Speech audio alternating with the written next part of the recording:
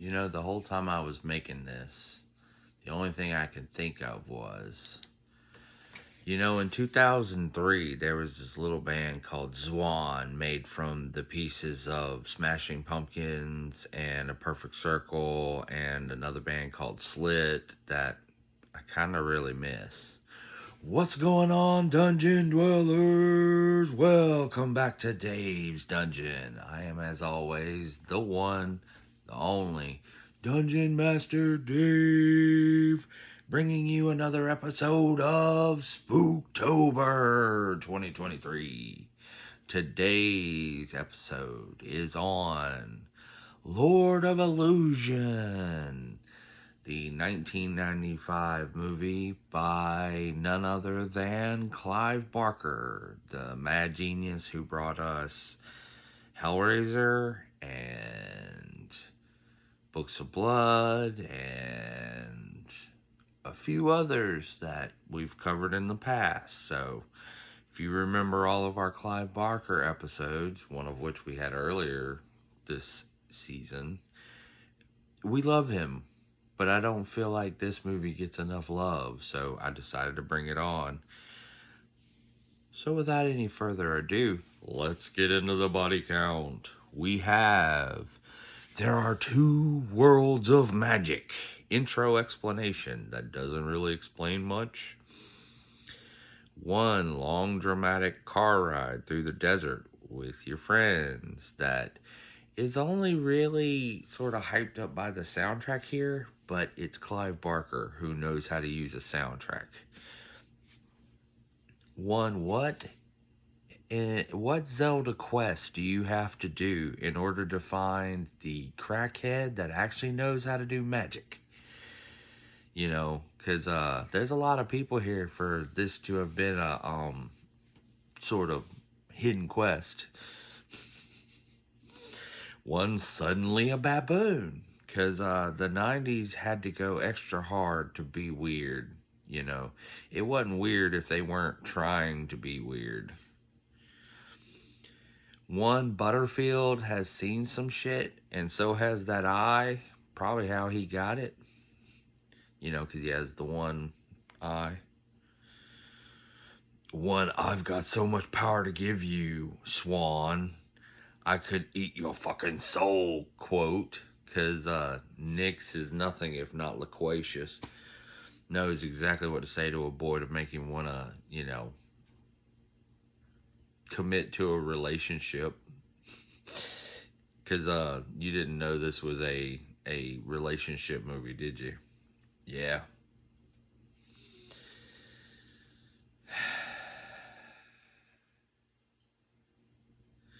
1, now be a good little girl quote, cutting in with the girl who never gave you the time of day before now, but you got the upper hand.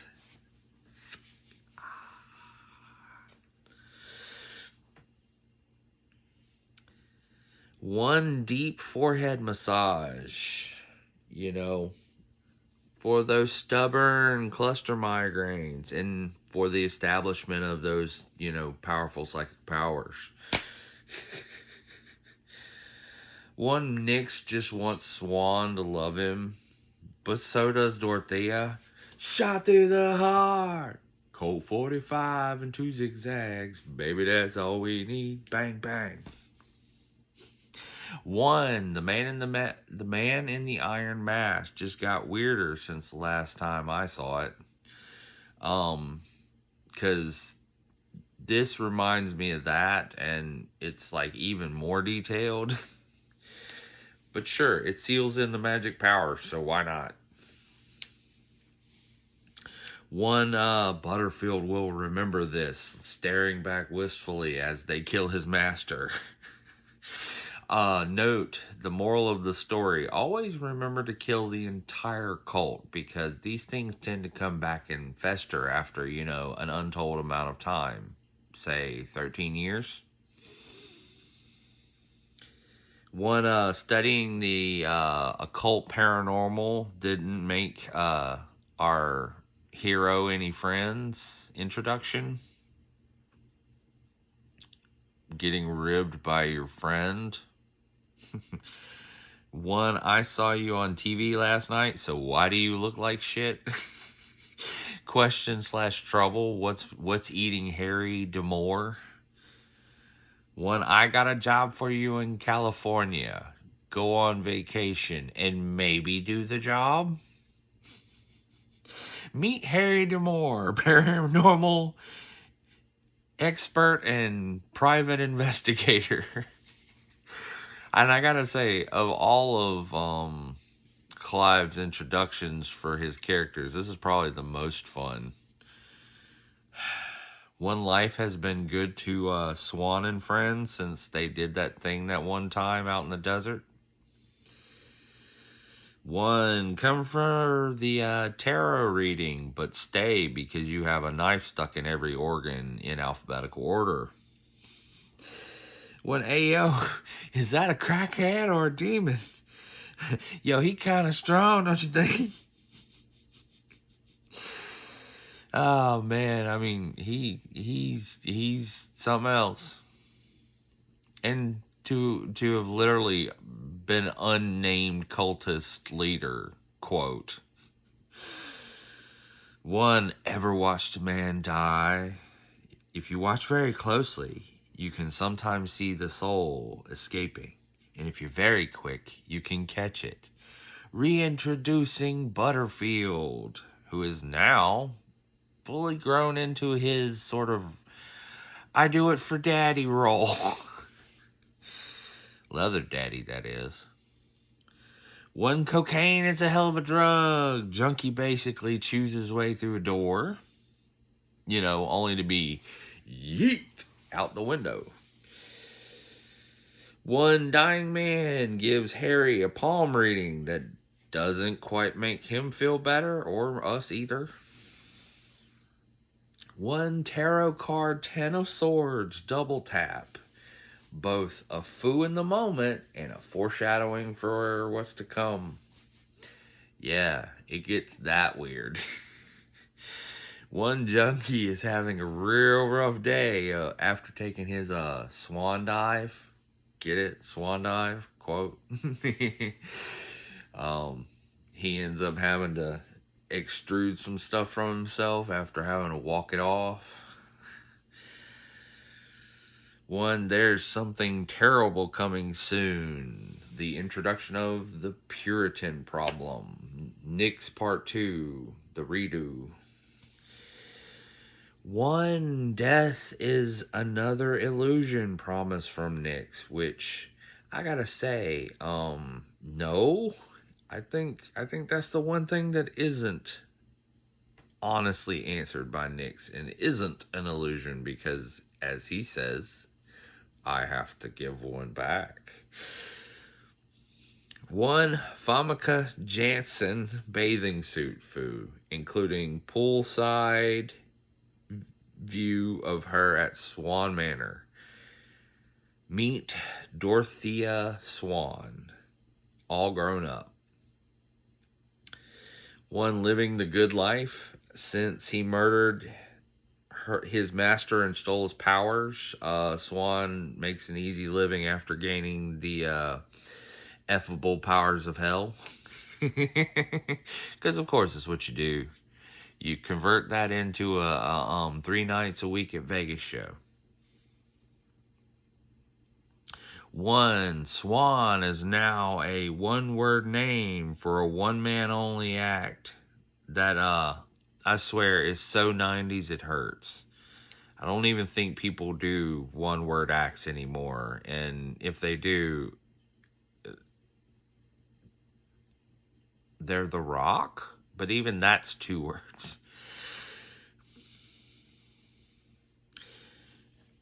One, butterfly in the sky, Swan can go twice as high, Swan has the power. My man fucking levitates, and even the people in the back are like, how? And he's like, it's magic, magic, magic, magic, magic, man. One new trick that is highly ill-advised, especially knowing people want you dead. And Dispel Magic is a third level spell that I'm sure Butterfield can conjure. I'm sure the lackey could conjure that. Floating swords. You got an enchanted weapon up here, and you're doing your demonstration. Spell magic. Ah! One, faking your own death in a trick that should have killed you. Red herring sword foo, which I gotta say, I also have to say this fits into the foreshadowing moment of the best depiction of a Ten of Swords foo actually realized, because Swan's wings get clipped.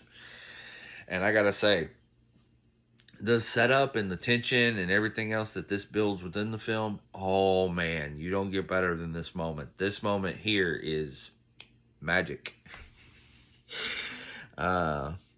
One broken nose foo, one nutshot foo, one impaled with a demon tongue foo, including red sand that endlessly just trickles out the end to tell us that the guy has been completely impaled, because this conversation between all these bad guys and Harry is getting kind of boring.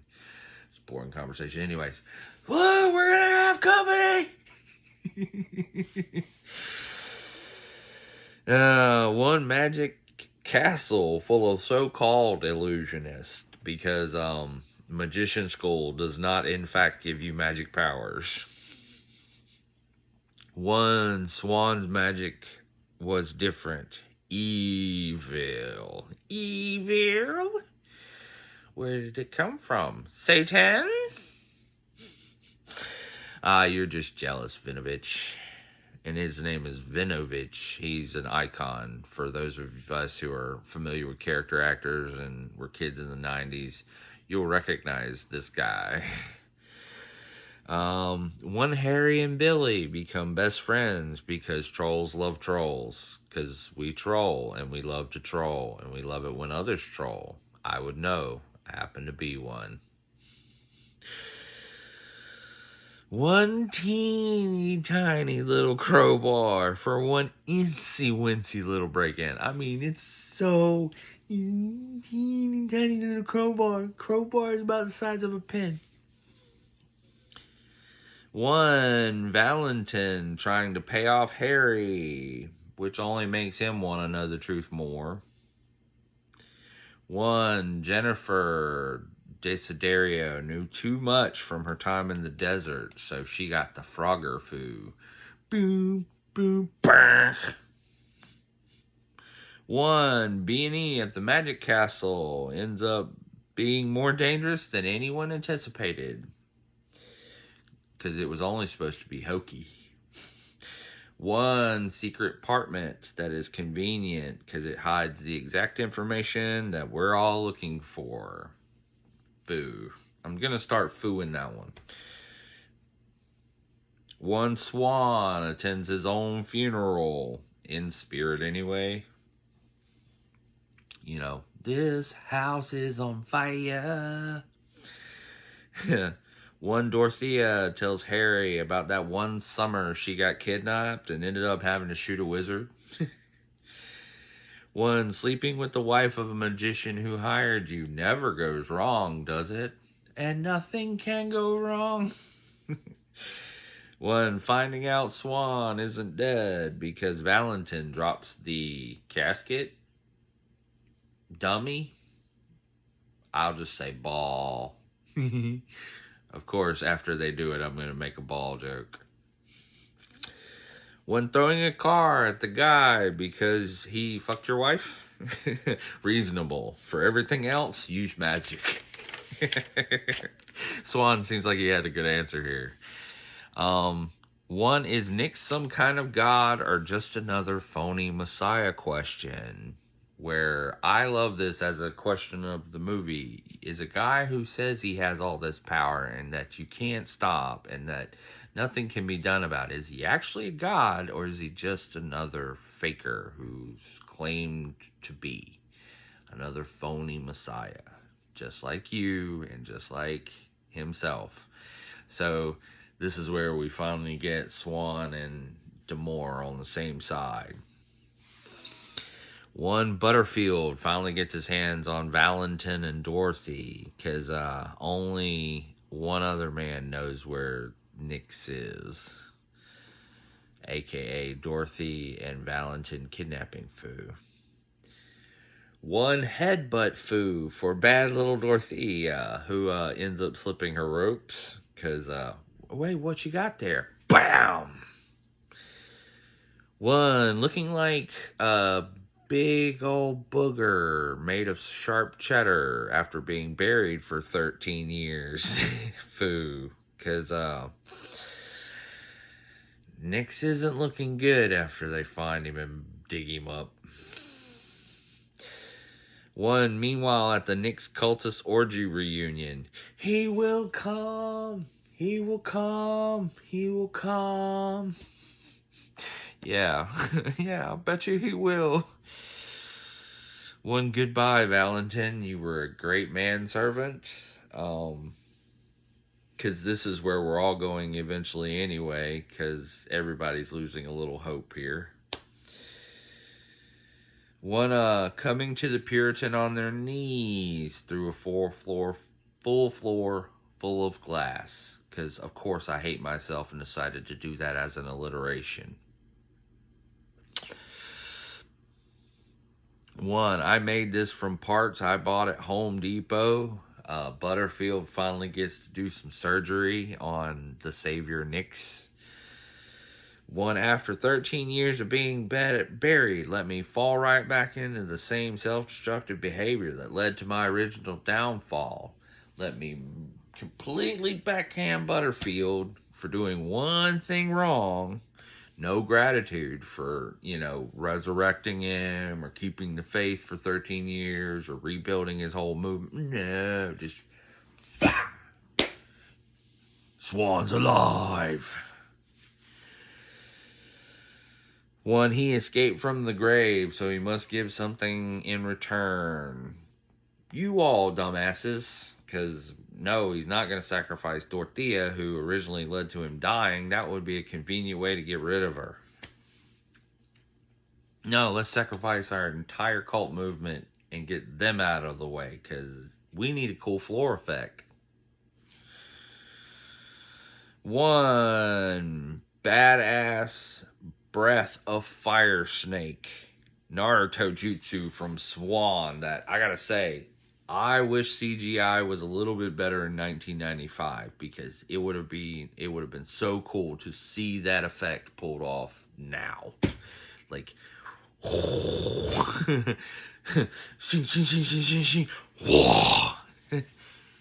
one immolation Foo that finally takes care of Butterfield for now. One, I was born to murder the world. You can still help me do that quote, which, who wants to do that? I really gotta say, I'm so glad we've moved away from the trope of, I just want to watch the world burn, because it's really like, who wants to do that? I get a bad guy who wants to burn the people who control the world and give it back to the people, but I don't get the guy who's just like, nope. Take this place that I live on and turn it into a cinder that nobody can live on. I don't get it. One, fungal infection from 13 years of being in hell. That's gonna take a little bit more than penicillin to get under control. One, Swan and Harry decide to Wonder Twins combine their powers to get off one final attack. And Harry finally touches the darkness, quite literally, and yeets it back to hell. Until finally, we see, sadly, the ripping off the feathers of a swan. But Harry ends up with the girl. Dave says this one is a little bit torn, because I think some of you are going to go, this is a 3.5 skull one. Some of you are going to go, this is a 4 skull one. And I'm over here like, I kind of like this one up in the 4.5. Now, Clive Barker has done a lot of work. He's done a lot of films, and you can like them all in different speeds. But Hellraiser's his like masterpiece. I think a lot of us are gonna agree that that's the rule. Hellraiser is the top, and then things underneath that are where they are. I think this is a strong outing. It's better than Books of Blood. It's better than some of the other ones I've brought to you for review. I know. So again, I think if you're gonna watch a Clive Barker film, and because I'm bringing you films of directors and writers you know and love, but just these are works of theirs that you may not be as familiar with. So of course I'm bringing you Lords of Illusion. You better thank me I'm not making you watch Books of Blood again, because I know some of you are going, how bad is that one? And I'm going, do you got time to sit through a sad Titus Andronicus? Like, really? Do you have time for that? It's the most depressing of his works. Like, of all of them, I think that's the 3.5 star. Okay? So, if you've seen this one and you're going, I don't really want to do this, go watch Books of Blood. Go ahead. Knock yourself out. Make your evening.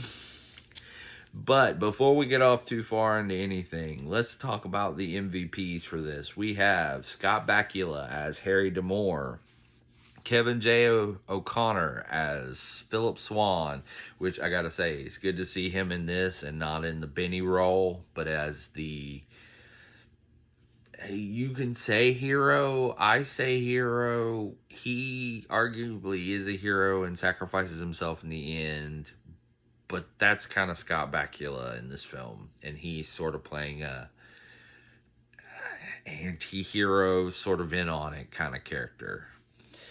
Then you have Daniel Von Borgen, who is playing Nix / the Puritan.